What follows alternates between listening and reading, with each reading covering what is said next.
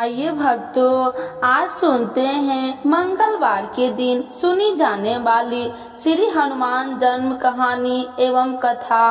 तो एक बार बोलिए प्रेम से हनुमान जी की जय। श्री हनुमान जन्म की कहानी। राम भक्त हनुमान बल बुद्धि तथा विद्या के स्वामी है। कहा जाता है कि देवताओं में उन्हें सदैव अजर तथा अमर रहने का वरदान प्रदान किया है। यही कारण है कि कलयुग में भी उनके होने का संकेत कभी न कभी हमें मिलता ही रहता है।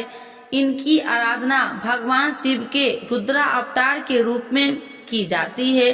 पौराणिक कथा के अनुसार राजा दशरथ के जब कोई संतान नहीं हुई, तब उनके कुल गुरु महर्षि वशिष्ठ ने पुत्र यज्ञ के आयोजन का परामर्श दिया। दूर दूर से इस यज्ञ में भाग लेने के लिए एक से एक विद्वान महात्मा आए तथा यज्ञ को सफलता पूर्वक पूरा किया।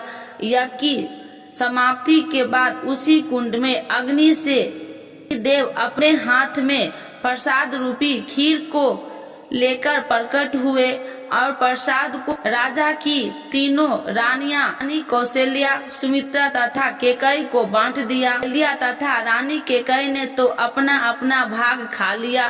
किंतु जैसे ही सुमित्रा ने अपने हिस्से का प्रसाद उठाया, तभी अचानक आकाश से गरुड़ पक्षी आया और उस प्रसाद को अपनी चोंच में दबाकर पुनः आकाश की ओर उड़ गया। ठीक उसी समय एक पर्वतीय स्थान पर महारानी अंजना पुत्र प्राप्ति हेतु तपस्या कर रही थी। वह प्रसाद गरुड़ से छूटकर उनकी गोद में आ गिरा। अंजना को लगा कि यह उनकी तपस्या का फल है। उन्होंने उस प्रसाद को ईश्वर का आशीर्वाद समझकर उसे खा लिया, जिससे उन्हें हनुमान जी पुत्र रूप में प्राप्त हुए। उधर सुमित्रा को निराश देखकर रानी कौशल्या तथा केकई ने रानी सुमित्रा को अपने प्रसाद में से थोड़ा थोड़ा भाग दिया। इसी कारण रानी सुमित्रा को दो जुड़वा संतान के रूप में लक्ष्मण तथा शत्रुघ्न पैदा हुए।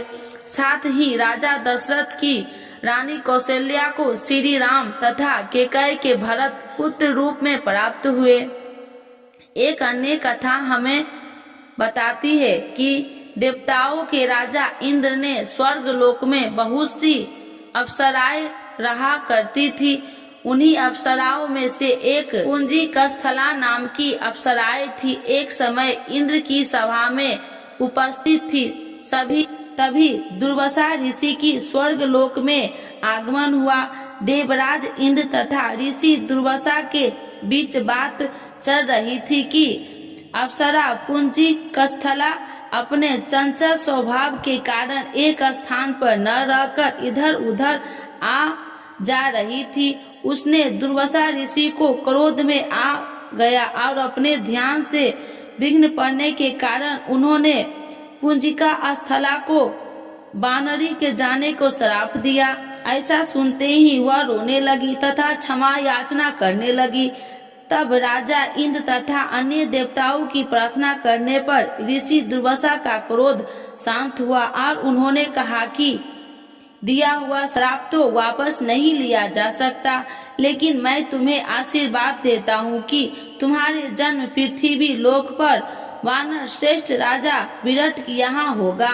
तुम अपनी इच्छा के अनुसार जब चाहोगी अपना रूप भी बदल सकोगी और भविष्य में तुम महाकर्मी, महाबलशाली तथा तेजोमय पुत्र की माता बनोगी, जिसकी ख्याति युगों युगों तक स्थापित रहेगी।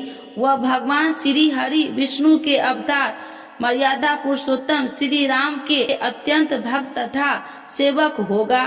श्री राम जीवन की उसकी बहुत बड़ी भूमिका होगी तथा वह उनके कई कार्यों में सिद्ध होगा। उसी श्राप के परिणाम स्वरूप पुंजी कस्थला का जन्म मृत्यु लोक में राजा विराट के यहाँ पत्नी के गर्भ से हुआ था तथा उनका नाम अंजना रखा गया। अंजना जब विवाह योग्य हो गई तो राजा विराट ने वानर राज केसरी से उनका विवाह करा दिया। जिसके पश्चात श्री हनुमान जी का जन्म हुआ। जिस समय भगवान श्री राम अपना वनवास खत्म करने पुस्तक यान से वापस अयोध्या लौट रहे थे, तब उन्होंने हनुमान जी से माता अंजना के दर्शन की इच्छा प्रकट की। तब सभी माता अंजना के दर्शन को गए तथा श्री राम ने ऐसे तेजस्वी पुत्र को जन्म देने के लिए अंजना माँ की प्रशंसा की। इसी तरह एक कहानी और भी है। समुद्र मंथन की कथा तो आपने सुनी होगी। इस समय अमृत से भरा हुआ कलश समुद्र से निकला तो असुर उसे लेकर भागने लगे।